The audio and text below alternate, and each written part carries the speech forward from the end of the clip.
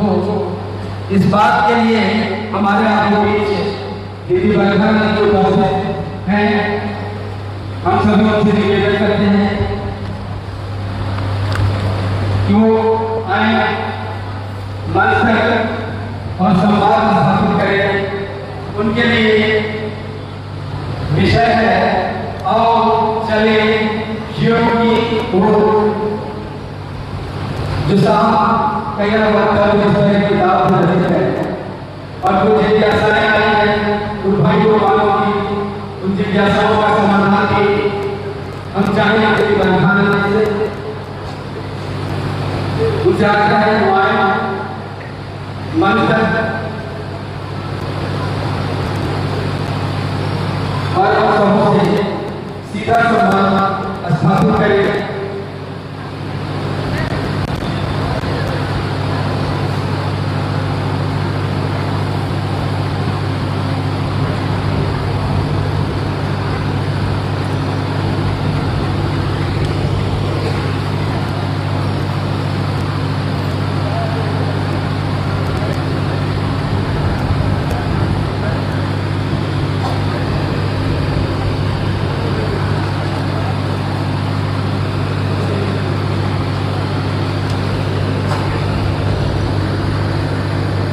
मेरे यौन है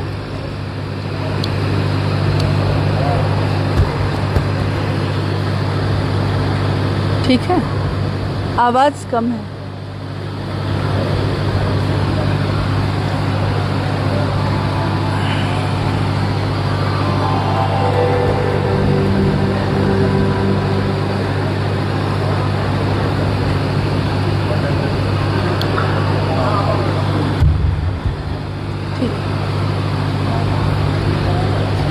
हाँ ठीक। मेरे गुरु महेश्वर शिव को मेरा प्रणाम है। इस कालखंड के प्रथम शिव के शिष्य और हम सबों के परम आदरणीय साहब श्री हरिनानंद जी के चरणों में मेरा प्रणाम है। शक्ति स्वरूपा माँ नीलम आनंद जी के चरणों में मेरा प्रणाम है और टाटा नगर के टेल्को में अवस्थित इस हॉल में उपस्थित आप सभी गुरु भाई गुरु बहन के चरणों में मेरा प्रणाम है। इसको थोड़ा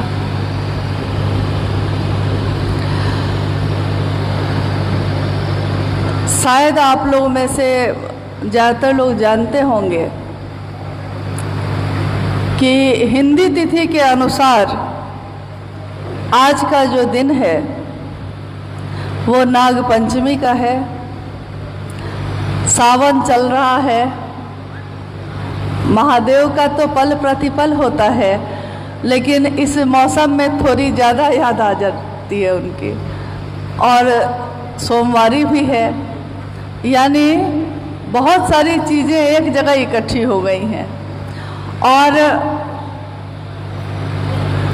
आप में से कितने लोग ऐसे हैं जो जब इस हॉल में, इसी हॉल में साहब के साथ हम लोग आए थे और एक संगोष्ठी का आयोजन हुआ था, उस समय साहब के साथ हम लोग जो पीछे में आपके मंच है वहाँ बैठे थे और यहाँ कार्यक्रम चल रहा था। आप लोग थे उस संगोष्ठी में? कोई आप में से कोई लोग थे? सब कोई थे। चलिए, ये कितना सौभाग्य है कि ये वो स्थान भी है जहाँ साहब आकर बैठे और उनके सानिध्य में हम लोगों ने टाटा नगर में जो भी चलने वाले सक्रिय गुरु भाई गुरु बहन थे उस समय उनके साथ अपने गुरु शिव की स्थापना, अपने गुरु शिव के कार्य का विस्तार पूरे जिले में हो, इसके लिए बैठकर बातें की थी। और उस दिन एक भजन भी जो हुआ था वो यही सुमिंदर भाई ने ही गाई थी उस दिन भी, और क्या संजोग हुआ कि आज भी कोई आया नहीं सामने तो यही गाने लगे, शिव गुरु तेरा मेरा प्यार पुराना लगता है, पागल मनवा दिल दीवाना लगता है। और उस दिन भजन हुआ था साहब के सानिध्य में, पुकारिए स्वभाव से गुरु का नाम लीजिए। बिना किसी संगीत के बिल्कुल शांत माहौल में ये बोल गूंजे थे उस दिन। कितने बरस बीत गए कि गुरु का नाम लीजिए, किसी भी पल न भूलिए, पुकारिए स्वभाव से चिदानंद होइए। मतलब पुकारिए अपने स्वभाव से, गुरु का नाम लीजिए और किसी भी पल मत भूलिएगा। ये माँ नीलम आनंद जी गाया करती थी और हम लोग का सौभाग्य ये रहा है कि उनके साथ साथ उनके सुर के साथ हम लोग भी गाया करते थे। आज माँ नीलम आनंद जी का हिंदी तिथि से जन्मदिन भी है। नाग पंचमी के दिन, जिस दिन उनका जन्म हुआ था 27 जुलाई 1952 में, झारखंड में ही एक जिला है पलामू, और पलामू में मनातूगढ़ एक स्थान है जहाँ पे माँ नीलम आनंद जी का जन्म हुआ। 27 जुलाई का दिन था, तारीख थी, दिन था नागपंचमी का और साल था 1952। उनके माता पिता यानी हम लोग के जो नाना जी और नानी जी हुए, वो बताते थे उनके जीवन की घटनाओं को। उनके जीवन की घटनाओं को जब वो बताते थे तो उनके जन्म का भी जिक्र हो जाता था कि नागपंचमी के दिन जब दीदी नीलम आनंद जी का जन्म हुआ तो जिस बिस्तर पे जन्म हुआ था उस बिस्तर के नीचे सांप के बहुत सारे छोटे छोटे बच्चों का झुंड था। कहाँ से आया किसी को पता नहीं, तो लोग थोड़ा चौंक गए कि इतने सांप के बच्चे बिस्तर के नीचे कैसे आए। मनातूगढ़ में जिस घर में माँ रहती थी, जहाँ जन्म हुआ था उनका, 7 आंगन का, बड़े बड़े आंगन और 7 आंगन का वो एक किले नुमा घर, और सारा वैभव, सारा ऐश्वर्य, सारी सुविधाएं, सब कुछ उपलब्ध थी उनको। लेकिन उनके माता पिता बताते थे कि बचपन से ही उनका झुकाव साधुओं के तरफ था, और अगर कोई सपेरा या इस तरह का कोई व्यक्ति आ जाता था उस गांव में तो माँ उसको बुला के उससे खूब बात किया करती थी और उसका बड़ा आदर सत्कार करती थी। तो दीदी के पिताजी यानी नाना जी को लगता था कि देखने में भी काफ़ी सुंदर थी, एकदम गोरी और सुंदर, स्वभाव भी बहुत मीठा था, तो लोग बहुत नज़दीक हो जाते थे। तो लोग नहीं कहते हैं कि बच्चे को नज़र लग गई है, तो उनके पिताजी को लगता था कि हर बात में कि बेटी को मेरे नज़र लग गई है। तो उनके गले में तरह तरह के ताबीज़ पहना दिए गए थे कि किसी की नज़र नहीं लगे। लेकिन किसी की नज़र नहीं लगी उनको और वो युवा हुई। एक दिन ऐसा आया जब उनका विवाह हमारे वरेण्य गुरु भ्राता साहब श्री हरिनानंद जी के साथ 22 मई को 1972 में पलामू में मनातूगढ़ में ये विवाह हुआ।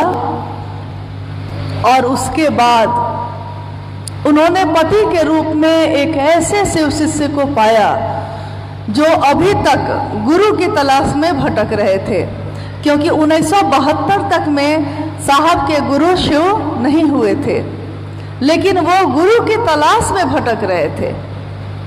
अनेक लोगों को उन्होंने गुरु बनाया, साधुओं को, ऋषि मुनियों को, तांत्रिकों को, योगियों को, औघर जो थे उनको, और उनको लगता था कि कहीं तो कुछ मिलेगा मुझको, और इधर साहब का जन्म जो हुआ वो बिहार के सिवान जिले में अमलोरी नाम के स्थान पे 31 अक्टूबर 1948 को दिन था दीपावली का। उनका जन्म हुआ तो दीपावली हुई, माँ नीलमानंद जी का जन्म हुआ तो नाग पंचमी थी।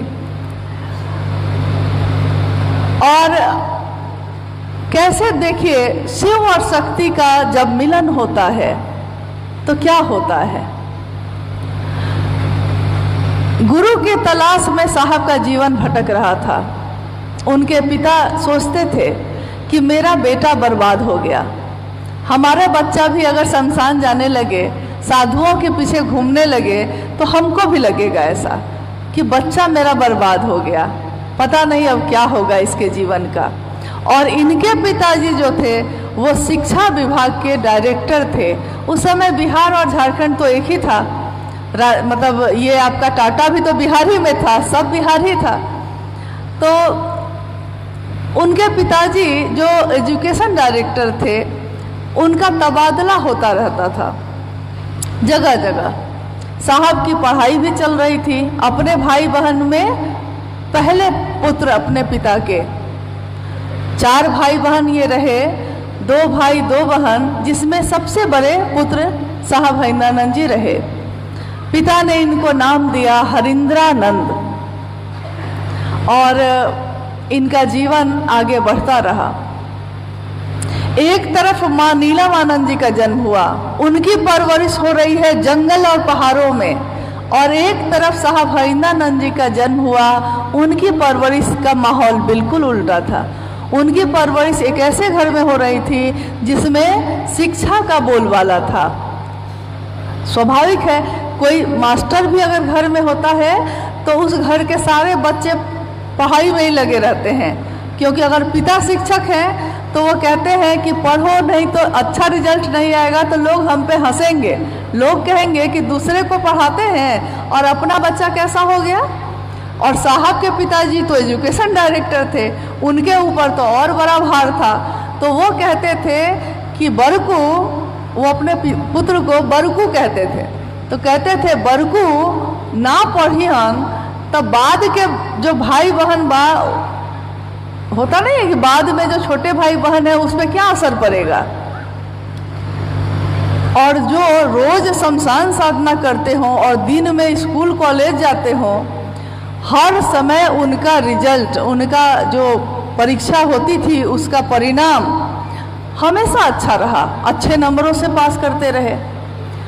इधर ये युवा हुए और एक समय ऐसा आया जब कॉलेज में एडमिशन हुआ तो साहब ने कहा कि लॉ की पढ़ाई करेंगे, और पटना में लॉ कॉलेज है, तो उसी लॉ कॉलेज में इनका एडमिशन करवाया गया।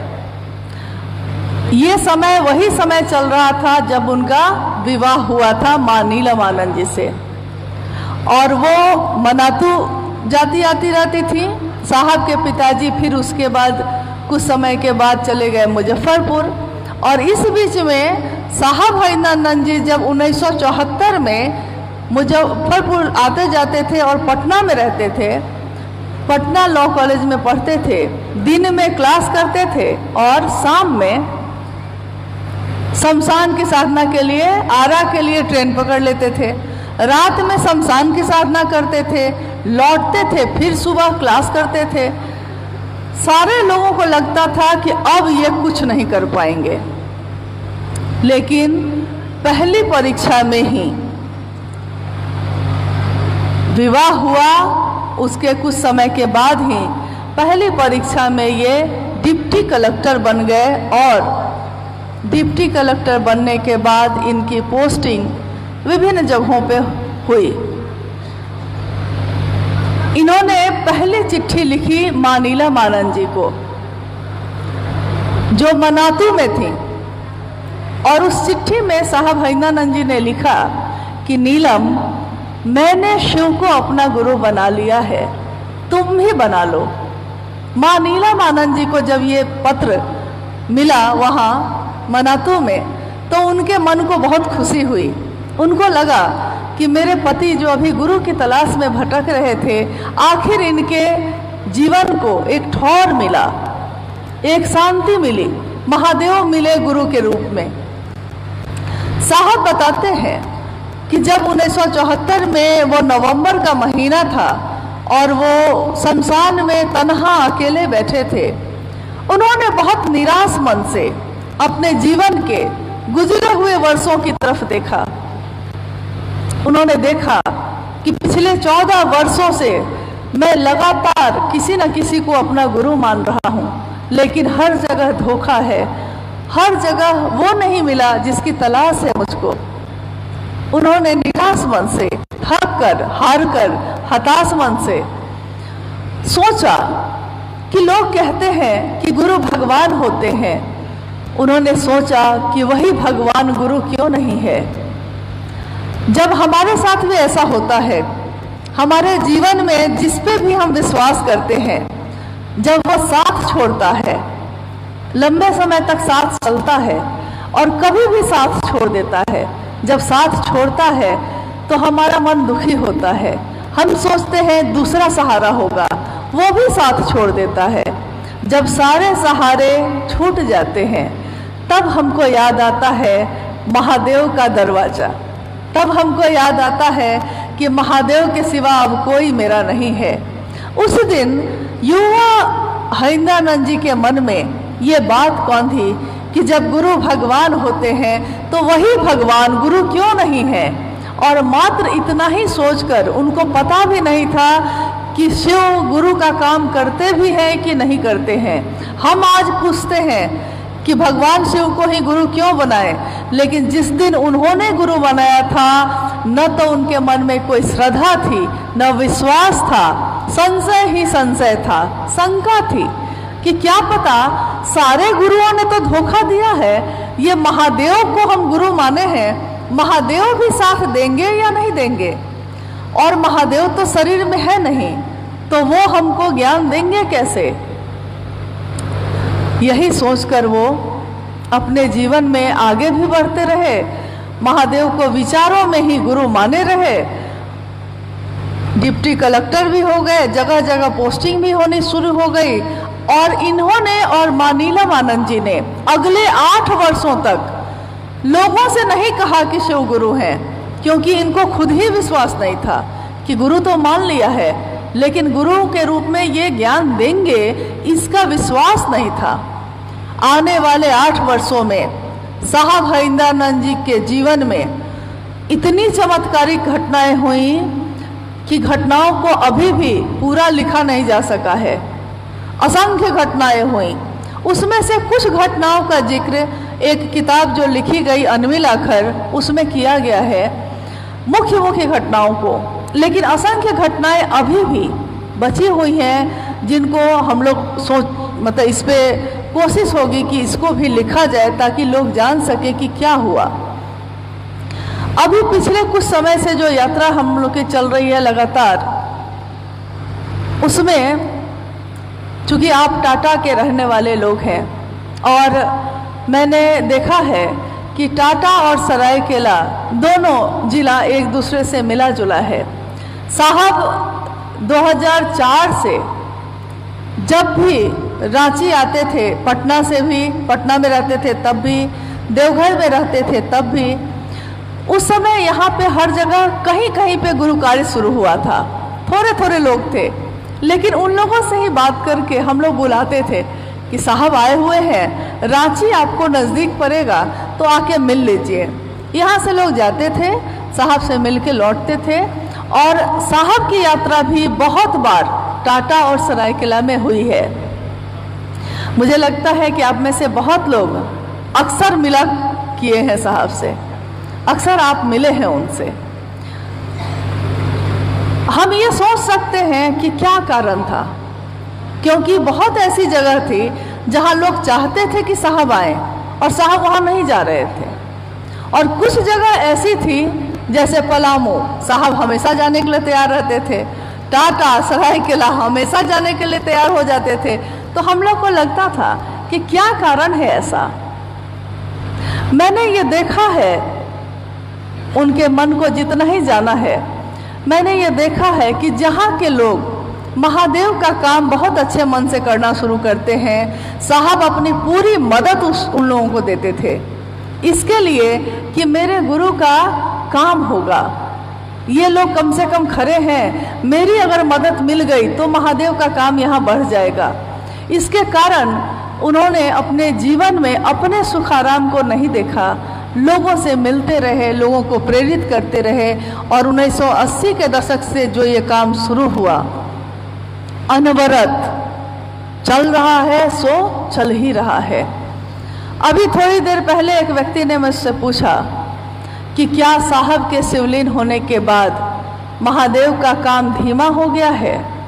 मैंने उनको कहा कि महादेव का काम और तीव्र गति से बढ़ गया है। ऐसा लगता है जैसे सूक्ष्म रूप में वो अब सबके साथ हैं, सबको गति दे रहे हैं, सबको चला रहे हैं, सबकी मदद कर रहे हैं। साहब ने कहा था कि मैं आज शरीर में हूँ तो सबसे नहीं मिल पाता हूँ, लेकिन जब मैं शरीर में नहीं रहूँगा तो मैं हर उस व्यक्ति से मिलूँगा जिसने भी मुझसे मिलना चाहा है, हर उस व्यक्ति के पास जाऊँगा जो मुझको बुलाना चाहता था लेकिन मैं जा ना सका, क्योंकि उस समय तो मेरे पास कोई बंधन नहीं है। शरीर का बंधन होता है, शरीर से कितनी यात्रा करिएगा, लेकिन उन्होंने कहा कि कोई बंधन ऐसा नहीं है जो मुझको बांध सकेगा। और मेरे गुरु शिव ने मुझको कहा है कि धरती के लोगों को मेरी तरफ भेजते रहना। तो जब मेरे गुरु शिव ने ऐसा कहा है तो मेरे लौटने का तो सवाल है नहीं, मेरे शरीर का अंत होगा, मेरा नहीं। और किसी ने पूछा उनसे एक बार रांची में कि साहब आज आप हैं तो ये सब चलता है, कल आप ना होंगे, क्योंकि कभी तो ऐसा होगा ही, शरीर का अंत होगा, तो क्या होगा शिव शिष्यता का। साहब ने उस दिन कहा था कि शिव की शिष्यता का हमेशा उसका मालिक तो महादेव ही होगा, लेकिन मैं हमेशा नियंत्रण करूंगा, क्योंकि मैं शरीर से भले चला जाऊंगा लेकिन शिव के शिष्यों का साथ कभी नहीं छोड़ूंगा। और मैं शरीर से रहूं या ना रहूं, लेकिन मैं ही रहूंगा। उन्होंने उपवन के हॉल में कुछ लोग जो बैठे थे उस समय वहाँ, उन लोगों के सामने ये कहा कि उस समय भी कौन होगा, तो मैं ही रहूंगा। इसका कारण एक ये भी है कि जो शिव का शिष्य होगा वो शिव ही होगा, शिव सदृश होगा। और बूंद जब समंदर में मिलती है, कोई बूंद अगर समंदर में मिल जाए तो उसकी ताकत क्या होगी। पानी का होता है ना, एक कटोरे में हम लोग पानी को रखते हैं तो उस पानी की कोई ताकत नहीं है, उस पानी को आप जैसे चाहिए गिरा दीजिए, उठा लीजिए। लेकिन उसी पानी को अगर नदी में रख दिया जाए, मिला दिया जाए उस पानी में, वो पानी मिल जाती है और नदी के उस पानी में मिलके उसकी क्षमता, उसकी ताकत उस नदी जैसी हो जाती है। वो नदी समंदर में मिलती है और समंदर की ताकत हो जाती है उसी पानी की जो एक दिन कटोरे में था, लेकिन आज वो समंदर है और समंदर की ताकत है उसमें। साहब हरिनानंद जी शरीर में इस दुनिया में आए, दुनिया के लोगों को महादेव की तरफ चलने के लिए प्रेरित किया। और साहब हरिनानंद जी का जो अंश, शिव का अंश, वो शिव में ही है, शिव में ही समाया है। तो सोचिए आज उनकी क्षमता, आज उनकी ताकत, आज उनका ज्ञान का स्तर शिव ही तो है, शिव से अलग तो कुछ भी नहीं है। जिन्होंने हमेशा हम सबको रास्ता दिखाया है, आज वो और भी बड़े स्तर पे सबको गति दे रहे हैं, महादेव से मिलवा रहे हैं, खुशियां भर रहे हैं। उन्होंने कहा कि महादेव को गुरु मनाकर, शिव का शिष्य होकर भी अगर आपके होठों पे मुस्कान नहीं है, अगर आपके मन से संकीर्णता नहीं गई है, अगर आपके मन से कलुषता नहीं गई है, तो कैसा शिव का शिष्य। क्योंकि शिव का शिष्य तो जगत को शिव की तरफ से देखेगा, उसके लिए कोई अपना और पराया नहीं होगा, सब अपने होंगे। महादेव के तरफ से देखिए तो दुनिया में कोई पराया नहीं लगता है, लेकिन अगर दुनिया के तरफ से देखिएगा तो कोई अपना लगता है, कोई पराया भी लगता है। आज इस संगोष्ठी का बहुत कम समय में ही आयोजन हुआ। पहले से हम लोगों ने नहीं सोचा था कि टाटा का भी होगा। सरायकेला के लोग कह रहे थे बहुत दिनों से, और फिर बात ये आ गई कि साहब ने तो कभी सरायकेला और टाटा को अलग नहीं समझा था, और मौसम है बारिश का तो स्वाभाविक है हॉल में ही करना होगा। इसीलिए 2 स्थान पे हॉल में ही हम लोगों ने सोचा कि बैठकर अगर कुछ देर भी बात हो सके, क्योंकि बार बार तो एक ही जगह नहीं आना हो पाता है। फिर आप कर रहे हैं, आप ही संभाल रहे हैं, आप ही कल को संभालेंगे। हम लोग तो आज आए हैं, आज ही लौट जाएंगे। आइए हम लोग कुछ ऐसी जिज्ञासाओं पे बात करते हैं जिस पे बात करने से हमारा मन शिव की तरफ और तेज गति से चल सके, और हमारा मन एकमात्र जो साहब श्री ने कहा है उन बातों को दोहराने से ही महादेव की तरफ चल सकता है। अगर हम अपनी बात कहें, अगर आप अपनी बात कहें, तो हम में और आप में क्या ताकत है, हमारी क्या क्षमता है। हम कुछ दूर आपको लेकर जा सकते हैं, लेकिन महादेव तक लेकर नहीं जा सकते। साहब ने एक बार कहा, और मुझे लगता है कि शिव चर्चाओं में आम लोगों के बीच उन्होंने कहा है। यहाँ तक कि जब कोरोना काल आया था तो लाइव चर्चा उनकी हुई थी फेसबुक पे। उस समय भी साहब ने कहा था, अपनी किताब आओ चले शिव की ओर जो उन्होंने लिखी थी, उसमें एक पंक्ति है, आप लोगों ने पढ़ी है कि नहीं मुझको नहीं पता। आओ चले शिव की ओर जो साहब द्वारा लिखित है, आपने पढ़ी है उस किताब को? पढ़ी है? नहीं? अच्छा, कुछ लोगों ने पढ़ी है, लेकिन ज़्यादातर लोग नहीं पढ़े हैं उसको। इतने कम लोग टाटा में अच्छा, अब है ऐसा? नहीं, ठीक है। हाँ, मैंने इसलिए पूछा कि जब उन्होंने इसको लिखा था, उन्होंने कहा था कि क्या लगता है लोग मेरी बातों को पढ़ेंगे? हम लोग जो सारे लोग वहाँ उपस्थित थे, हम लोगों ने कहा कि जी आपका नहीं पढ़ेंगे, आपकी बात नहीं सुनेंगे, आपका लिखा नहीं पढ़ेंगे तो किसका लिखा पढ़ेंगे? तो साहब ने कहा कि नहीं यार, मैंने 1990 के दशक में शिष्यानुभूति लिखी थी, शिष्य की अनुभूति, और मूल्य भी नहीं रखा था पैसे से।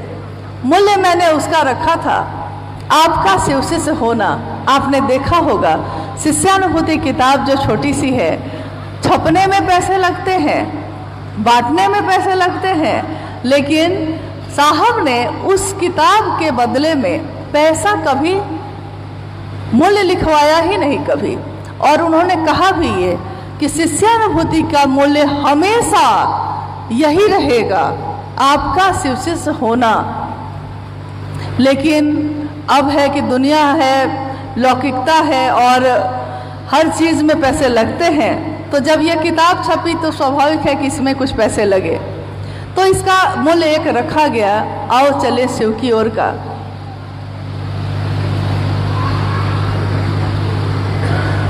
लेकिन ये जब लिखा गया था कोरोना काल में, उस समय कुछ ऐसी घटनाएं हुई थी, वहाँ एकदम साधन नहीं थे, सारी दुकानें बंद थीं, और उस समय में अपने घर में बंद होकर उपवन में सारे लोग इस काम में लगे थे, और सुबह से रात कब हो जाती थी पता ही नहीं चलता था। जो सुबह चाय के साथ महादेव की बात शुरू होती थी, इतनी ज़्यादा साहब ने इतनी ज़्यादा बात कोरोना काल में जितनी की है, पहले भी कभी की होगी कि नहीं, लगातार, और लिखा जा रहा था, जो वो बोल रहे थे वो लिखा जा रहा था। उन्होंने लिखा, बाजी चैर अतफाल है दुनिया मेरे आगे, होता है सबो रोज तमाशा मेरे आगे। ये मिर्ज़ा गालिब की पंक्ति है।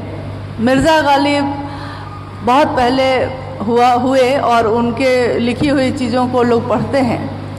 इसका अर्थ है, बाजी चाहे अतफाल है दुनिया मेरे आगे, इसका अर्थ है कि बच्चों के खेलने के मैदान जैसा है ये दुनिया मेरे आगे क्या है। साहब लिखते हैं कि ये दुनिया मेरे आगे है बच्चों के खेलने के मैदान जैसा, और रोज इस मैदान में तमाशा हो रहा है। कोई अपना बन के आता है, कोई पराया बन के आता है, कोई खेलता है, कोई हंसता है, कोई रोता है, कोई महादेव महादेव करता है, कोई कुछ करता है, कोई कुछ करता है। ये दुनिया ऐसा लगता है जैसे मेरे आगे बच्चे के खेलने के मैदान जैसा है, जिसमें रोज तमाशा चल रहा है, और मैं दृष्टा बनकर मैं सिर्फ देख रहा हूँ कौन क्या करता है, कैसे करता है। उसी में उन्होंने आगे लिखा है, बहुत सारी पंक्ति लिखी है, जिसमें एक पंक्ति लिखी है उन्होंने अपनी अनुभूति लिखी है उसमें कि जब जब मेरे जीवन में पीड़ा के क्षण आए, पीड़ा यानी दुख, जब जब मेरे जीवन में पीड़ा के क्षण आए, पीड़ा के क्षणों में गुरु की दया त्वरित हो जाती है, तेज हो जाती है। शायद सबके साथ ऐसा होता है, जिनके प्रिय शिव हैं या जो शिव के प्रिय हैं। ये पंक्ति आप लोगों ने पढ़ी है, उस किताब में पढ़ी है, या शायद साहब के मुंह से सुना हो। पीड़ा के क्षणों में शिव की दया त्वरित हो जाती है, यानी जब दुख पड़ता है शिष्य के जीवन में, तो गुरु अपनी दया की मात्रा बढ़ा देते हैं। डॉक्टर नहीं बढ़ा देता है कि ज़्यादा बुखार है तो बुखार की दवा की मात्रा बढ़ा देता है, जब बुखार कम हो जाता है तो कहता है कि एक ही टैबलेट खाइए, कोई बात नहीं। तो गुरु भी अपनी दया बढ़ा देते हैं। साहब ने कहा कि शायद सबके साथ ऐसा होता है, क्योंकि अपने दिल से जानिए दूसरे का हाल। जो मेरे साथ बीतेगा हमको लगेगा कि सामने वाला भी ऐसा ही होगा। आप देखिएगा कि कुछ लोग हमारे जीवन में ऐसे आते हैं जो आपसे कहेंगे या हमसे कहते हैं, हर व्यक्ति के प्रति उनको अविश्वास है, किसी व्यक्ति के लिए अच्छा नहीं बोलेंगे। अरे किसी के लिए तो अच्छा बोल दीजिए। कोई कोई व्यक्ति ऐसा मिलता है जीवन में जो सबके लिए बुरा ही बोलता है, किसी के लिए अच्छा नहीं बोल सकता, उसको हमेशा कमी ही दिखाई देती है। कुछ लोग ऐसे भी मिलते हैं जो एकदम खुले दिल से सबकी बुराई करते हैं, सबको गले से लगाते हैं, सबको कहते हैं कि अरे बढ़िए, एकदम बढ़िया से करिए, आप और आगे बढ़ के करिए तो और अच्छी बात है। यानी अपने दिल से जानिए दूसरे का हाल। जो जैसा खुद होता है उसकी दृष्टि में दुनिया के लोग भी वैसे ही होते हैं।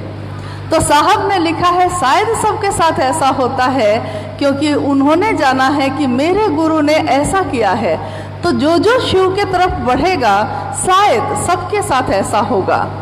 उन्होंने लिखा है कि जो शिव के प्रिय हैं या जिनके प्रिय शिव हैं, जिनके प्रिय शिव हैं, इसकी व्याख्या की उन्होंने, क्योंकि ये पंक्ति एक ऐसी पंक्ति है जो समझ में नहीं आई। जब हम लोगों ने पढ़ा था, साहब ने लिखवाया तो समझ में नहीं आया था कि जिनके प्रिय शिव हैं या जो शिव के प्रिय हैं, सुनने में एक जैसा ही लग रहा है, लेकिन साहब ने कहा कि नहीं, एक जैसा है नहीं, इसके बहुत अलग अलग अर्थ हैं। जिनके प्रिय शिव हैं, साहब ने कहा आज मैं किसी का बहुत प्रिय हूँ, लेकिन कल भी रहूँगा इसकी कोई गारंटी नहीं है।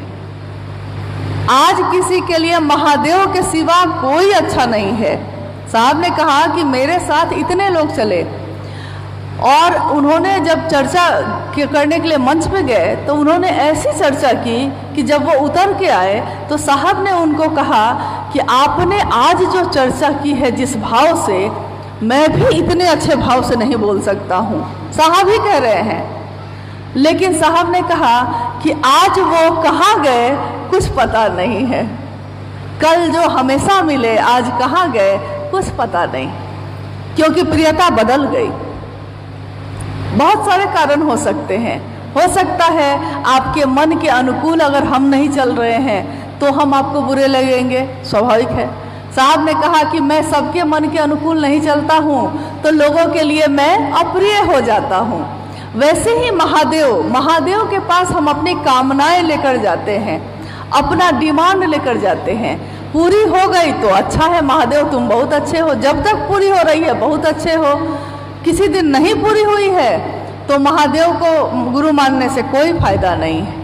छोड़िए, महादेव को छोड़ते हैं, अब दूसरे को पकड़ते हैं। तो साहब ने कहा कि एक बात सोचिए कि जिसके प्रिय आज शिव हैं, कल वो बदल सकता है, और अगर आप आज उसको पकड़ के आप बैठ गए हैं, अगर वो टूटेगा तो आप भी टूटेंगे कि नहीं टूटेंगे। मान लीजिए कि आज आप हमको पकड़ लीजिए, मान लीजिए, और कल को हम ही टूट गए, कोई गारंटी तो है नहीं किसी की। कोई कभी भी किसी के भाव टूट सकते हैं, किसी का आज नियत कुछ और है, कल कुछ और हो सकती है। तो हम टूटे तो आप भी टूटे, और पकड़ना किसको था? महादेव को। साहब ने कहा कि महादेव को पकड़ना है, हमको आपको नहीं। तो आज ये दीदी बहुत अच्छी हैं, नहीं हम तो इन्हीं के साथ चलेंगे, ये भैया, हाँ भैया आप जो कहेंगे वही करेंगे। भाई, उस भाई को या उस दीदी को किसने चलाया था? वो अपने दम पे तो नहीं चले थे। एक दिन जब वो चलना नहीं जानते थे तो किसी और ने उनको चलाया होगा ना। तो वो उस आदमी के पीछे नहीं चल रहे हैं, लेकिन आपको कहते हैं कि मेरे पीछे चलो, मेरी बात सुनो, इस पूरा इलाका मेरा है।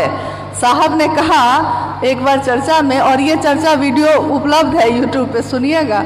उन्होंने कहा कि कुछ जगह पे तो आतंक हो गया है भाई, आतंक। साहब ने कहा कि मैंने आतंक शब्द का प्रयोग किया है कि मेरा एरिया, मेरा क्षेत्र, कोई मतलब साहब ने कहा कि मेरे जाने के लिए मैं सोचता हूं कि जाऊं कि न जाऊं।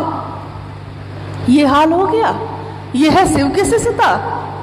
शिव की शिष्यता सबको गले से लगाती है, सबका सम्मान करती है। जो महादेव की बात लेकर आता है उसको प्रेम देती है, सम्मान देती है, और बदले में भी प्रेम और सम्मान ही मिलता है। साहब ने कहा कि समंदर में चप्पल फेंकिएगा, वापस वो समंदर चप्पल ही करता है। याद रखिएगा इस बात को। आपने महादेव के रास्ते पे चलने वालों के लिए जो दिया है, आपको भी वापस वही मिलेगा, और इसके लिए कुछ भी करने की ज़रूरत नहीं है, ये अपने आप हो जाता है। प्रेम देंगे दूसरों को, प्रेम मिलेगा, सम्मान देंगे, सम्मान मिलेगा। उन्होंने कहा कि आपका एक प्रणाम अनेक परिणाम लाता है। एक प्रणाम, हम अगर किसी को सामने पड़ने पे प्रणाम करते हैं, हम एक बार प्रणाम करते हैं, आप देखिएगा, आप कहिएगा प्रणाम दीदी, तो सामने वाली कहेंगी प्रणाम प्रणाम। बहुत बार ऐसा होगा, सामने वाला 2 बार कर देता है, यानी आपने जो दिया है आप ही को लौटेगा, वो दूसरे का कुछ नहीं बिगड़ेगा। तो साहब ने कहा जिनके प्रिय आज शिव हैं, उनकी प्रियता अगर बदल गई और आपने उस आदमी को पकड़ लिया है तो आपका रास्ता भी भटक जाएगा। आप भी जो महादेव की तरफ चल रहे थे टूट जाएंगे। उन्होंने साफ कहा कि अगर पकड़ना ही है तो किसी ऐसे को पकड़ो जो कभी भटका नहीं है और जो सीधे शिव तक जाता है। और ऐसे एक व्यक्ति को जिसको हम लोगों ने देखा है शिव के शिष्य के रूप में, जो जब से चले हैं उनकी मंजिल पे नज़र है, उनकी नज़रों ने, उनकी निगाहों ने मील का पत्थर भी नहीं देखा है, रास्ते में इधर से उधर भी नहीं देखा है, शिव को देखा है और मात्र शिव को देखा है, शिव को चाहा है और मात्र शिव को चाहा है। कौन है वो जिसने शिव के लिए शिव को चाहा? कौन है? साहब हरिंदरानंद जी। पकड़ना ही है हम लोगों को तो हम उनको पकड़ेंगे, क्योंकि वहां भटकाव नहीं होगा। उन्होंने अपने सम्मान के लिए शिव को नहीं चाहा। उन्होंने कहा अर्थ धर्म मोक्ष काम चतुष्टय, मैंने इसके लिए शिव की स्थापना नहीं की थी। मैं घर घर गया। आज माँ नीलमानंद जी के जन्मदिन की बात हम कह रहे हैं। मैंने अभी बताया आपको कि माँ नीलमानंद जी का जन्म जिस घर में हुआ था, मतलब वो पाँव रखती थी तो एक एक आंगन में 100 नौकर थे, लेकिन जब वो शिव की बात करने निकली थी तो साहब हरिंदरानंद जी के साथ गांव गांव गई। उस समय डिप्टी कलेक्टर थे साहब हरिंदरानंद जी, लेकिन वो अपने अस्तित्व को भी भूल गए। वो भूल गए, अब उनको सिर्फ याद रहा कि मैं शिव का शिष्य हूँ, और माँ नीलम जी को सिर्फ ये याद रहा कि मैं शिव की शिष्या हूँ। उन्होंने कहा अपने साथ चलने वाले गुरु भाई गुरु बहनों को कि शिव की राह में चलते रहोगे अगर, तो तुम्हारे रास्ते के कांटों को मैं चुन लूंगी। एक माँ के सिवा ये और कोई नहीं कह सकता कि बच्चा अगर कांटे वाले रास्ते पे चल रहा है तो माँ भले घायल हो जाए लेकिन कांटों को चुन लेती है कि मेरे बच्चे को नहीं लगे। आध्यात्म की धरती पे पैदा करने वाले साहब और दीदी माँ, हमारे आध्यात्मिक पिता, हमारे आध्यात्मिक माँ, शिव के शिष्य, शिव के शिष्या, जिन्होंने जीवन में लोगों को ये रास्ता दिखाया कि जो शिव का शिष्य होता है वो विनित होता है, वो झुकता है। साहब ने लिखा कि अकर और अहंकार जैसा तो यहाँ कुछ भी नहीं होता। अकर और अहंकार तो शिव की शिष्यता पे चलने वालों के लिए बाधक होता है। यहाँ निरीह और कातिर होने का रास्ता है। ये निरीह, एकदम मेरे बस में कुछ भी, मैं कुछ भी नहीं हूँ। कातर, अब महादेव तुम्हारे सिवा मेरा कोई नहीं है।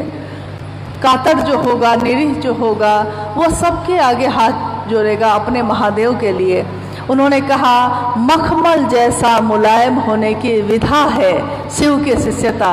मखमल जैसा, उसको छुइए तो लगता है छू भी नहीं रहे हैं, करापन है ही नहीं, एकदम मुलायम। ऐसा हो जाइए आपका स्वभाव तो हम कहेंगे कि भाई शिव की शिष्यता हम लोगों में उतरी थोड़ी।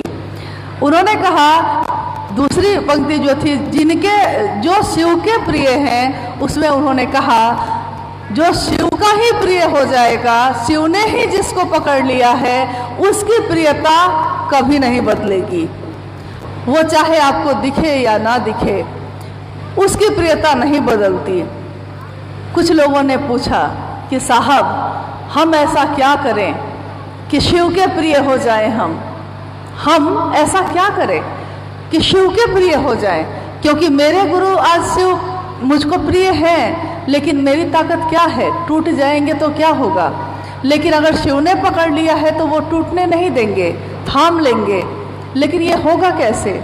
साहब ने कहा ये तीनों सूत्र जो हैं ये बार बार आपके मन को ये याद दिलाते हैं, बार बार ये समझाते हैं कि शिव के सिवा, शिव की दया के सिवा आपके पास कुछ भी और नहीं है।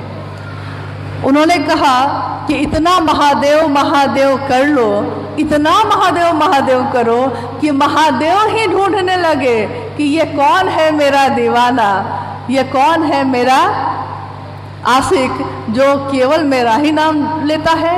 और जब शिव को पकड़ लोगे, शिव तुमको पकड़ लेंगे, तब ये प्रियता कभी नहीं बदलेगी। तो हम लोग कोशिश करें कि हम शिव के प्रिय बने। इसके उसके प्रिय बन के क्या करेंगे? ये तो आज साथ है कल साथ छोड़ देगा। और रिश्ते की जब हम बात करते हैं तो दुनिया में कोई रिश्ता ऐसा है जो आपसे हमेशा खुश रहा हो? कोई मुझको नहीं मिला। हाँ, मुझको एक ही रिश्ता मिला है इस धरती पे। आज तक साहब और दीदी माँ कभी नाराज नहीं हुए, किसी से नहीं, मुझसे ही नहीं, किसी से नहीं। उनके तरफ से शुभ ही रहा सबके लिए, उनके तरफ से ममता ही रही सबके लिए। वो एक ऐसा रिश्ता, एक अलौकिक रिश्ता जो कभी बदला नहीं, चाहे मैं करूं या ना करूं, वो हमेशा खुश ही रहे। लेकिन दुनिया में और जितने भी रिश्ते हैं सबके लिए, आज 10 दिन किया है किसी के लिए तो खुश हो गया, एक दिन नहीं कर पाए हैं तो नाराज हो गया, फोन तक नहीं उठाएगा आपका। आप फोन करिए तो कहेगा, उठाएगा नहीं। हाँ, कि उस दिन तो मेरे काम नहीं आए थे, 10 दिन आप काम आए, एक दिन नहीं आ पाए, कोई कारण हो गया होगा, कोई लाचारी हो गई होगी, तो सामने वाले का मिजाज बदल गया। तो सामने वाले के मिजाज का क्या ठिकाना, आज अपना समझता है कल नहीं समझेगा। उसके लिए हम दीवाने बने हुए हैं, उसके लिए परेशान हैं कि हमसे रूठ तो नहीं गया। मेरा बच्चा थोड़ा सा मुंह लटकाए तो हम परेशान हो जाते हैं। क्या हुआ, क्या हुआ, क्यों उदास हो गए, क्यों मुंह ऐसे बना हुआ है, कोई बात हो गई? नहीं, हम लोग पूछते हैं, बार बार जाइएगा पूछने, बार बार जाइएगा। वही बड़ा होता है तो वही उल्टे माँ को ही 10 बात सुनाता है। कोई रिश्ता खुश नहीं है किसी से, लेकिन तब भी उस रिश्ते को बचाने की कोशिश में हम लगे हुए हैं।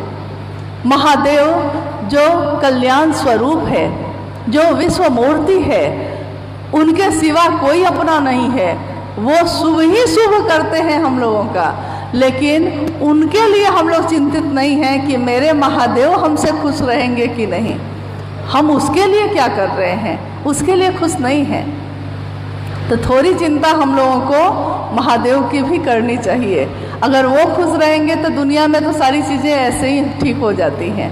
आइए हम लोग कुछ जिज्ञासाओं पे भी बात कर लेते हैं, क्योंकि आपके पास भी समय कम है, मेरे पास भी कम है, और ये हॉल भी बहुत कम समय के लिए मिला है। आप कहेंगे कि कहीं और भी हम लोग कर सकते थे, लेकिन ये वो जगह है जहाँ हमारे साहब आकर बैठे, हम सभी शिव शिष्यों के साथ। तो थोड़ा सा मन पे भारी तो है ये जगह, हो ही जाता है। जहाँ जहाँ चरण पड़े उनके, वो सब जगह नमन के योग्य ही है।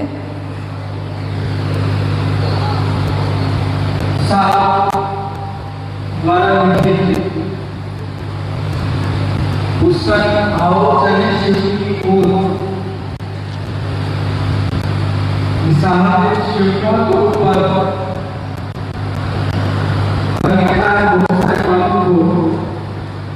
उसमें पृष्ठ संख्या 86 साहब कहते हैं, पथ प्रदर्शक का आचरण उनके द्वारा प्रतिपादित सिद्धांतों के अनुरूप होना, कथनी और करनी में समरूपता लाता है। सिद्धांतों के अनुरूप होना कथनी और करनी में समरूपता लाता है। पथ प्रदर्शक ना, पथ प्रदर्शक का आचरण, पथ प्रदर्शक का आचरण मतलब थोड़ा सा टुकड़े में हम लोग समझते हैं इसको, क्योंकि बहुत सारी पंक्ति ऐसी है जो सीधे पढ़ जाइए तो समझ में नहीं आता। पथ प्रदर्शक इसका अर्थ होता है कि जो रास्ता दिखाने वाला है। जैसे अगर हमको यहाँ आने का रास्ता अगर हमको नहीं पता है तो कोई ऐसा तो आगे आगे आया है ना साथ में जिसने रास्ता दिखाया है। पथ प्रदर्शक यानी रास्ता दिखाने वाला, मंजिल तक पहुँचाने वाला। और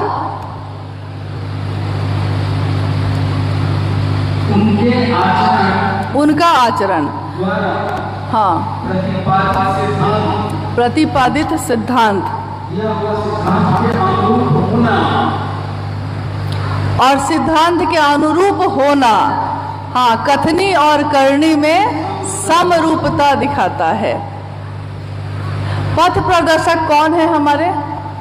शिव की तरफ चलने का रास्ता किसने दिखाया है? साहब हैदानंद जी ने। तो पथ प्रदर्शक का जो आचरण है वो क्या है? आचरण का अर्थ होता है आचार विचार जो उनके हैं, रहे हैं, क्या रहे हैं। कभी भी हम लोग मिले हैं उनसे तो उनके मन में ऐसा नहीं, इसी जगत में रहे हैं वो, परिवार, जिम्मेदारी, नौकरी सब रही है उनके साथ, लेकिन उनका मन टिका कहाँ था? सबके साथ रहते हुए भी, सबके बीच बैठे हुए भी, यात्रा करते हुए भी, अपने कार्यालय में बैठकर सारे काम 10 से 6 पूरी तरह करते हुए भी दिल कहाँ टिका था? मन कहाँ टिका था? शिव पे, महादेव पे। उनका मन वहाँ टिका है। आचरण, मेरे गुरु शिव के तरफ जो चल रहे हैं वो लोग मेरी बोली से टूट न जाएं, इसकी बहुत चिंता साहब करते थे कि मेरी बोली से टूट न जाए वो महादेव के तरफ चलने से। यानी मेरा मन, मेरा वचन, मेरा कर्म ऐसा हो जो दूसरे को प्रेरित करे महादेव की तरफ चलने के लिए। ऐसा ना हो कि मेरे बोलने से वो और नाराज ही हो जाए।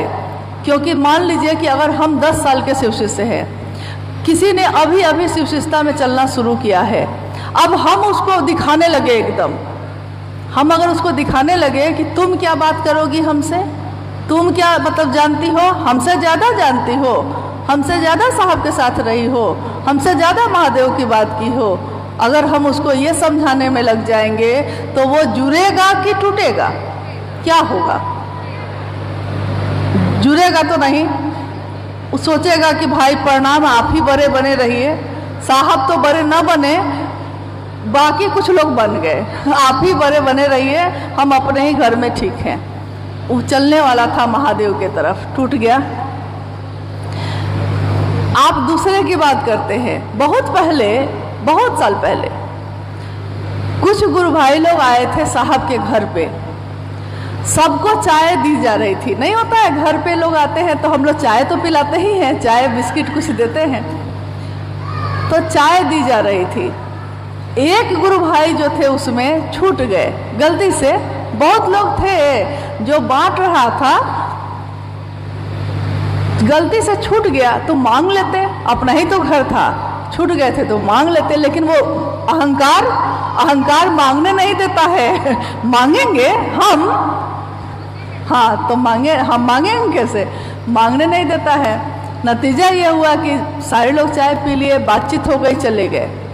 अपने घर जाकर उन्होंने साहब के नाम से चिट्ठी लिखी। चिट्ठी में लिखा कि आपके घर में सबको चाय मिली, मुझको चाय नहीं मिली, इसलिए मैं अपना पद छोड़ता हूँ और मैं कभी नहीं आऊँगा। साहब ने कहा कि अरे ये कब हुआ भाई, उनको तो पता भी नहीं है। मतलब अकारण भी उनको बहुत बार कटघरे में खड़ा कर दिया गया है। उनका कोई दोस्त नहीं था। लेकिन देखिए, तो छोटी छोटी बातों से बरसों के यार आने गए, छोटी छोटी बातों से चले जाते हैं। तो हमारा काम है, साहब का आचरण दिखाता है कि उन्होंने शिव के से जुड़े रहे, महादेव की तरफ चलते रहे, इसके लिए अपना आराम नहीं देखा। लोग अगर आ गए हैं एक बस, आपको एक घटना बताते हैं। उपवन में हम लोग बैठे थे, शाम का समय था, साहब की चाय आई, तब तक किसी ने आके कहा कि नेपाल से एक बस लोग अभी पहुंचे हैं, सामने मैदान में लगाए हैं। साहब नाराज हो गए, बहुत नाराज हो गए, बहुत गुस्साते रहे। जो हम लोग सारे लोग खड़े थे सबको बोलते रहे ये तरीका ठीक नहीं है, ये इतने लोगों को परेशान किया है, अभी हम मिलने का समय नहीं था मेरा, इस समय में लेके आ गया है। फिर थोड़ी देर बाद गुस्साने के बाद वो उन्होंने पूछा कि इसका लीडर कौन है। लीडर मतलब जो सबको लेके आया है, कोई तो एक होगा जो सबको समेट के लाया होगा। तो खबर दी गई उस लीडर को जो सबको लेके आया था। वो सुना कि साहब बुला रहे हैं, बहुत खुश हुआ, लोगों की तरह घूम कर देखा और बोला साहब बुला रहे हैं हमको। तो हाँ, तो यही गौतम जी लोग थे, बुला के लेके आए साहब। हम लोग सारे लोग तो शांत हो गए हैं, क्योंकि साहब इतने नाराज हो गए कि हम लोग को लगा कि अब जो आएगा उसका तो बहुत क्लास होगा। तो आया तो हुआ भी, उस व्यक्ति का तो हुआ क्लास, उस पर भी खूब गुस्साए। और जब गुस्सा के थक गए तो उन्होंने पूछा, उन्होंने कहा इन लोगों को कि बुलाओ बुलाओ सबको, मैं इसीलिए तो बैठा हूँ, दिन हो रात हो मुझको आराम नहीं चाहिए। सारे लोग जब आए, सारे के सारे लोगों से मुझको उसी समय मिलना पड़ता है। लोग बेचारे आ गए। जब लोग आए तो सब इतनी लंबी दूरी तय करके आए थे, तो स्वाभाविक है सब थके हारे, ज़्यादातर गुरु बहनें थी, सब थकी हारी। अच्छा, कपड़े से भी लग रहा था कि बहुत ही सामान्य परिवार से, कितना पैसा लग गया होगा। अब देखिए, जैसे ही वो लोग सामने आया, प्रणाम किया साहब को, तो साहब जो है, अभी जो मैंने कहा ना कि मखमल जैसे मुलायम होने की विधा है, मक्खन की तरह पिघल गए। अभी हम लोग पे सब पे इतना गुस्सा रहे थे, दूसरा आदमी सुनेगा तो कहेगा कि इन लोगों पे हमेशा गुस्साए हैं साहब। और जब वो लोग आ गए तो कहते हैं कि अरे तुम लोग इतना दूर से आ गई। तो जी साहब चप्पल भी नहीं पहने हुई थी वो लोग। चप्पल क्यों नहीं पहनी हो? तो जी हम लोग कहे कि जब तक साहब से भेंट नहीं होगी चप्पल भी नहीं पहनेंगे। अब साहब और पिघल गए और पिघल गए, और उन्होंने कहा कि खाना वाना तुम लोग खाए हो? और वो जो लीडर है बेचारा साइड पकड़े हुए है, क्योंकि उसको तो डांट पड़ गई है, और वो भी देख के भौचक है कि अभी हमसे ऐसे बात हो रही थी, और जो बाकी लोग आए, साहब ने कहा कि बाकी का तो कोई दोष नहीं है, ये लोग तो अनजाने में आए हैं, लाने वाला दोषी हुआ, बाकी लोगों का तो कोई दोष नहीं है। उन्होंने कहा कि खाना उन्हें खाए हो? तो उन लोगों ने कहा कि जी नहीं, सुबह में नाश्ता किए थे, 5 बज रहा था शाम का, 5 साढ़े 5 का समय था। तो उन्होंने कहा कि हम लोगों ने सोचा कि साहब का दर्शन कर लेंगे तब खाएंगे। साहब ने कहा राजेश जाके 5,000 रुपया लेके आओ तो अंदर से। अब हम लोग देख रहे हैं साहब को कि 5,000 रुपया किसके लिए आ रहा है। तो आया तो बोल रहे हैं साहब कि वो लीडर को मत देना दूसरे को दो, और मेरे तरफ से कहो कि जाके पहले खाना खा लेगा और फिर स्थिर से अपने घर लौटेगा। वहाँ एक गुरु भाई हैं भूषण जी, वो बैठे थे, उनको कहा कि स्कूटर से वहाँ तक जाओ, क्योंकि ये लोग भटक गए थे आते समय, बस से आए थे, भटक गए थे, पुलिस वाला पकड़ लिया था। इतनी चिंता की उन्होंने कि मेन रोड तक आदमी भेजा साथ में। देखिए आचरण क्या बताता है? आचरण ये बताता है कि जब गुरु भाई गुरुआनों की बात आई तो मखमल के तरह मुलायम हो गए।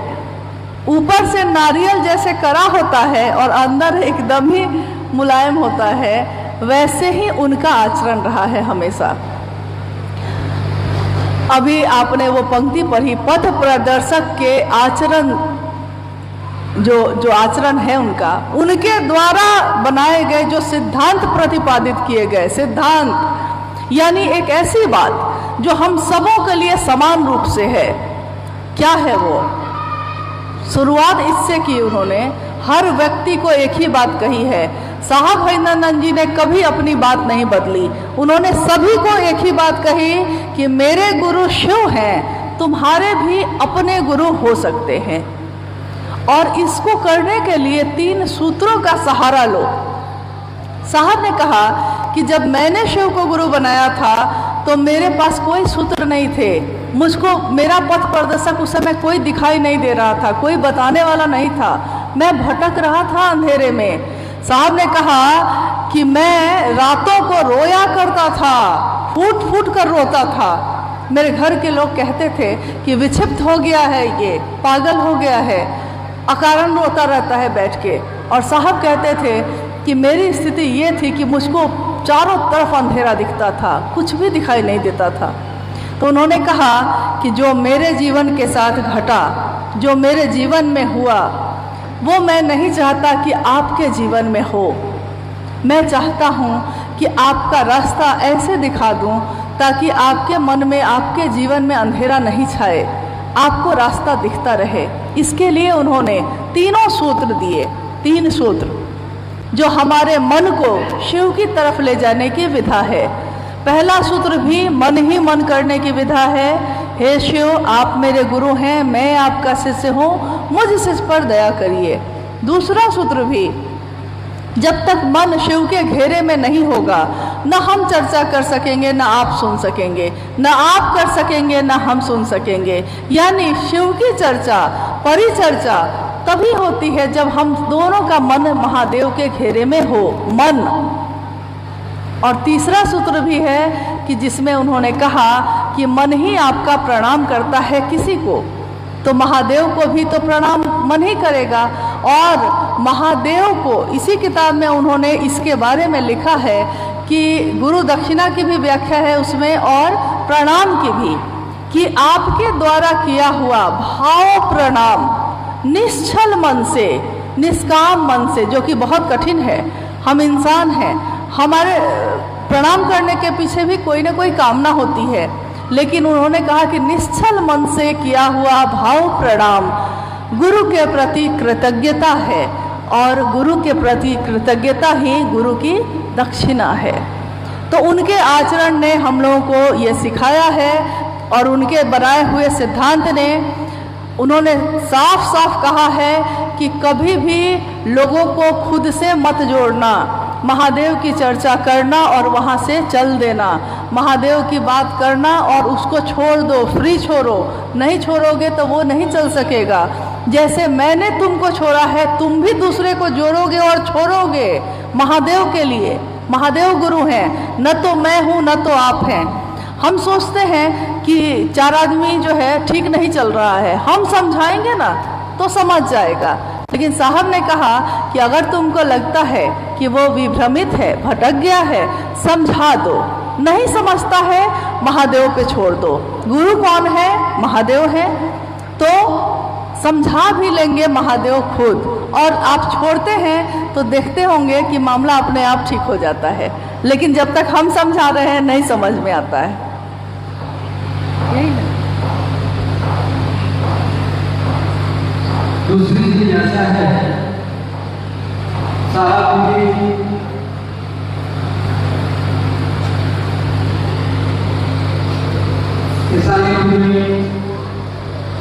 ऐसा है और चले इस पुस्तक में साहब से लिखते हैं पेज नंबर 88 में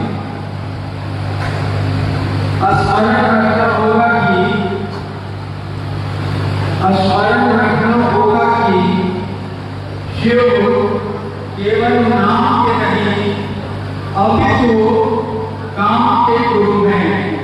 हाँ, ये तो बोले हैं। कामनाएं और की हो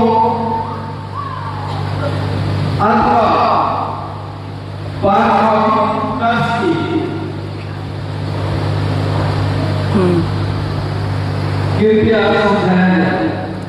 स्मरण रखना होगा। यानी अभी हम लोग बात कर रहे थे साहब के द्वारा दिए हुए सिद्धांत के बारे में या उनके आचरण के बारे में।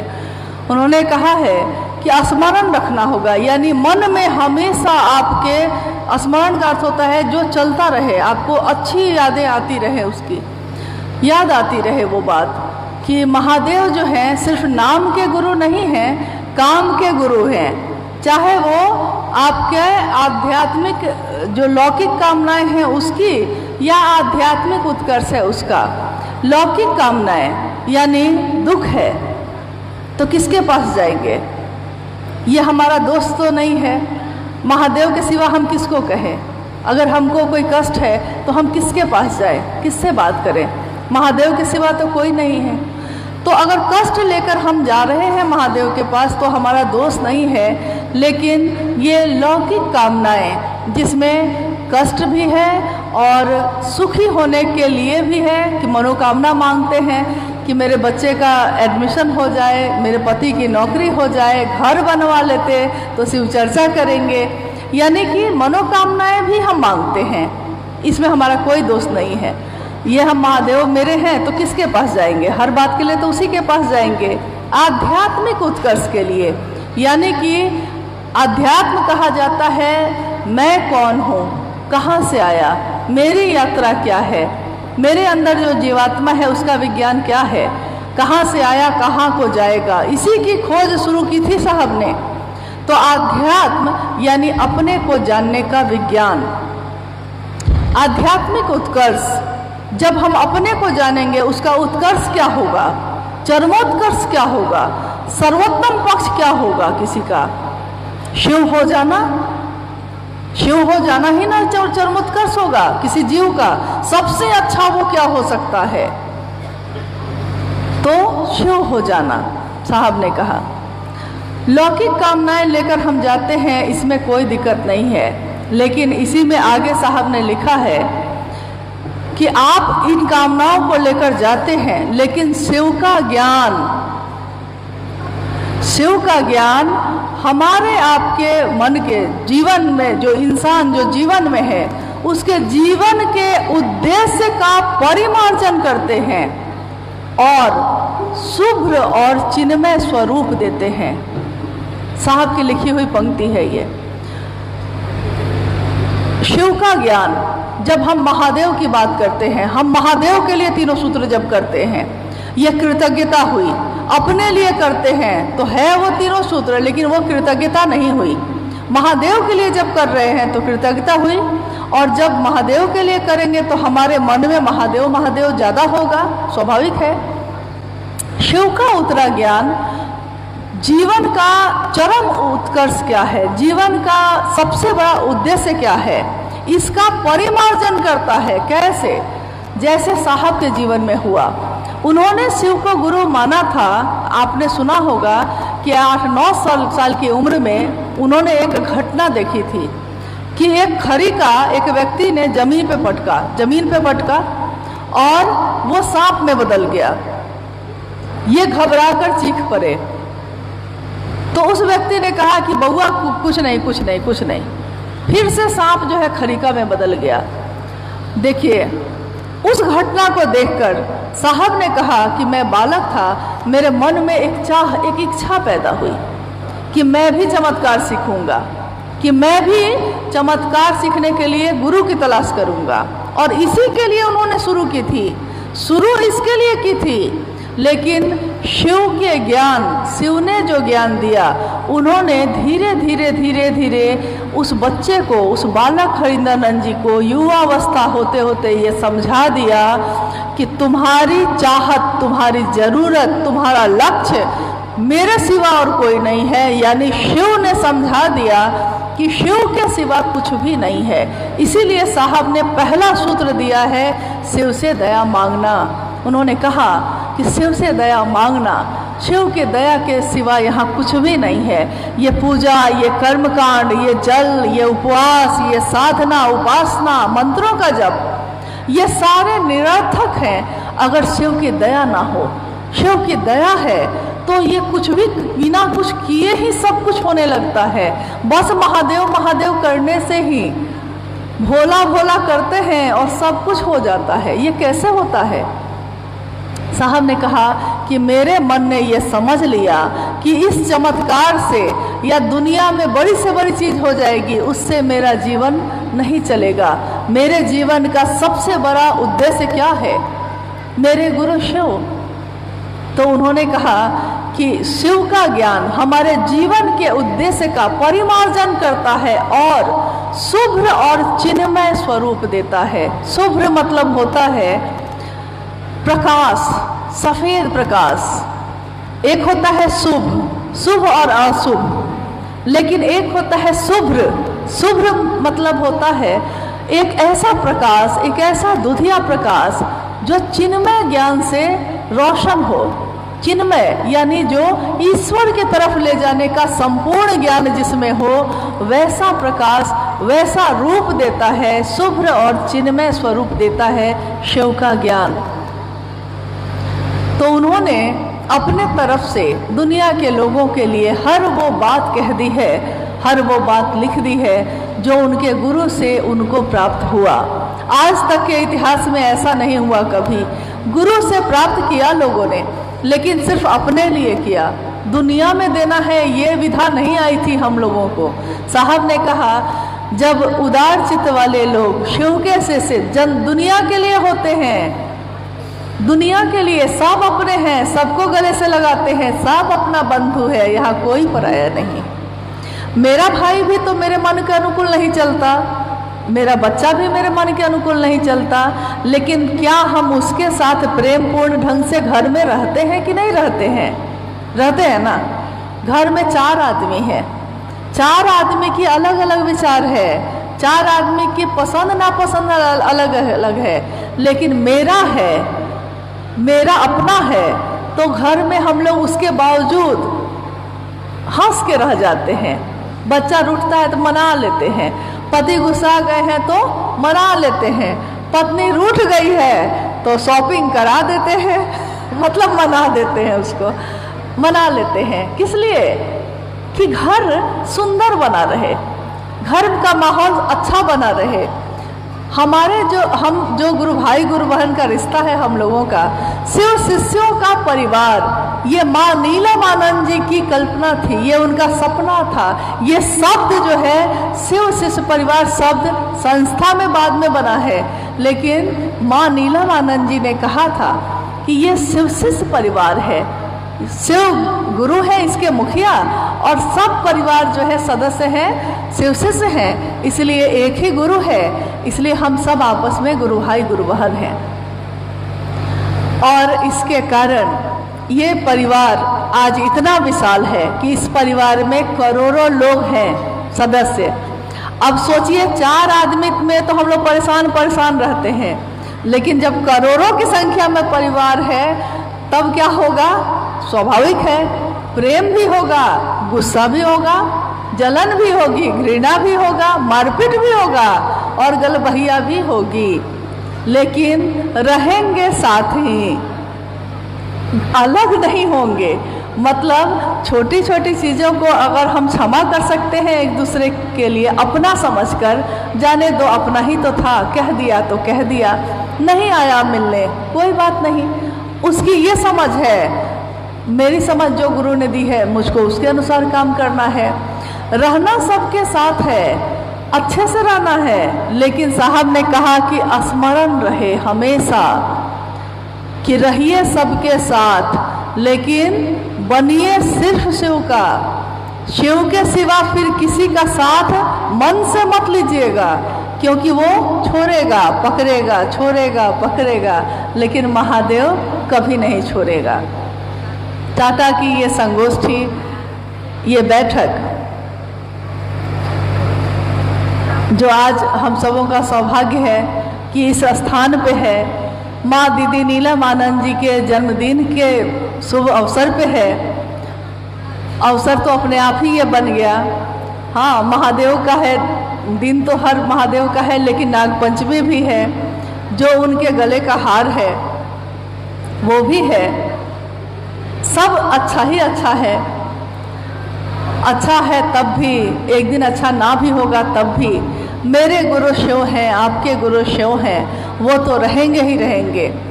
साहब और दीदी ने, आपने तो दीदी माँ को भी शरीर में नहीं देखा है, लेकिन क्या हर घर में उनकी तस्वीर नहीं है? हर मन उनकी पूजा नहीं करता, हर मन उनको अपनी माँ जैसा नहीं समझता है ना। हाँ, हम लोग का सौभाग्य ये है कि कम से कम साहब को सशरीर आपने देखा है, उनकी बात सुनी है, लेकिन साहब ने कहा कि अंतर होना पड़ता है किसी भी संबंध में। वाहे गुरु को भी अंतर गुरु होना पड़ता है। बाहरी शरीर से जो संबंध है वो संबंध ज़्यादा दिन नहीं टिकता है, जब तक मन से जुड़ाव नहीं है। तो उन साहब से भी मन से ही दर्शन होगा, मन से ही जुड़ाव होगा, मन ही उनसे मिलता रहेगा। और अगर मन साहब और दीदी से मिलता रहा, महादेव के स्मरण में रहा, तो दुनिया में सारी चीज़ें आपके अनुकूल होंगी, अच्छी होंगी। हमेशा शुभ्र और चिन्मय, जो मैंने कहा साहब ने लिखा है, शुभ्र और चिन्मय उद्वेलन पैदा करेंगी, तरंगे पैदा करेंगी। ऐसी तरंगे जो शुभ होंगी, शुभ्र होंगी और ईश्वर की तरफ ले जाने का काम करेंगी, महादेव के तरफ। हम मिले ना मिले, हो सकता है कोई नहीं जानता जीवन का, हम लोगों ने कहाँ सोचा था। लेकिन देखिए आज सशरीर, आज साहब सूक्ष्म रूप में है, अब सशरीर तो नहीं है, सोचता कोई कभी नहीं है, लेकिन होता वही है जो शिव चाहते हैं। उन्होंने जो साथ दिया है, आने वाले समय के लोग ये कहेंगे, ये कहानियाँ कहेंगे कि शिव के शिष्य आए, शिव के शिष्य एक आए जिन्होंने दुनिया के लोगों को शिव शिष्यता का रास्ता दिखाया। और हमारे आपके जैसे लोग कहेंगे कि हमने देखा है उस शिव शिष्य को, हमने सुना है उनको, हमने अपनी आँखों से देखा है। आप होंगे साहब के ही प्रतिनिधि, हम सब होंगे। साहब ने सबके लिए रास्ता खोला है, उन्होंने किसी एक आदमी को किसी के ऊपर नहीं थोपा है। उन्होंने हमेशा कहा है कि यहाँ कोई गुरु नहीं है दूसरा, कोई श्रेष्ठ नहीं है, कोई वरीय नहीं है, कोई उत्तराधिकारी नहीं है, कैसे हो सकता है? उत्तराधिकारी तब होता है जब गुरु की मौत होती है। गुरु तो शिव है, शिव तो शुरू से शरीर में नहीं है, तो गुरु तो है ही, तो स्वाभाविक है दूसरी कोई चीज की जगह यहाँ नहीं है। उन्होंने कहा बाकी सब शिव के शिष्य होंगे, सब एक समान होंगे, चाहे वो 30 साल का शिव शिष्य हो, चाहे आज राज साहब ने कहा कि राजस्थान के मरुस्थल में भी आज अगर किसी ने शिव को गुरु माना है, वो भी मुझसे मिला हो या ना मिला हो, मेरे कलेजे का टुकड़ा है वो। इसलिए अगर कोई कहता है कि मैं ज़्यादा नज़दीक हूँ, तो आप विश्वास रखिए कि अगर आप महादेव की बात करते हैं तो आप ज़्यादा नज़दीक हैं, क्योंकि साहब के मन के नज़दीक होने का एक ही रास्ता है, महादेव की बात। और माँ नीलमानंद जी के मन के नज़दीक होने का भी एक रास्ता है, साहब की बात पे चलना, क्योंकि उनके प्रिय वो हैं, उनके प्रिय वो हैं। ऐसे ऐसे ये रास्ता चला है। तो हम अपनी माँ नीलमानंद जी को, अपने साहब को नमन करते हैं, जिन्होंने हमारे जीवन में ये सुगंध फैलाई है। और हमारा मन कृतज्ञ रहेगा हमेशा सदैव, जिन्होंने शिव को से मिलवाया है, शिव का रास्ता दिखाया है। उन्होंने अपना रास्ता नहीं दिखाया, उन्होंने अपने पीछे नहीं चलाया, उन्होंने शिव की तरफ चलाया। ये उनका बड़प्पन है, ये उनका आचरण है। लेकिन एक शिव के शिष्य का ये आचरण होता है कि किसी ने पानी पिलाया है तो उसके प्रति कृतज्ञ रहिएगा, और साहब ने तो शिव से ही मिलवा दिया है। तो सबसे ज़्यादा कृतज्ञ अगर होना ही है हमको, तो हमको उनके लिए होना चाहिए। आप लोगों का बहुत समय लिया, आप सभी से अब विदा लेने का समय आ गया है। जीवन रहा, समय रहा, हम लोग तो मिलते ही रहेंगे अपने गुरु के काम के लिए, अपने साहब दीदी के संकल्प के लिए हमेशा मिलते रहेंगे। ये रास्ता चलता रहेगा, शिव की शिष्टता चलती रहेगी। हम ना होंगे, आप ना होंगे, लेकिन शिव तो होंगे ही और शिव की शिष्टता होगी ही। आप सभी के चरणों में मेरा प्रणाम।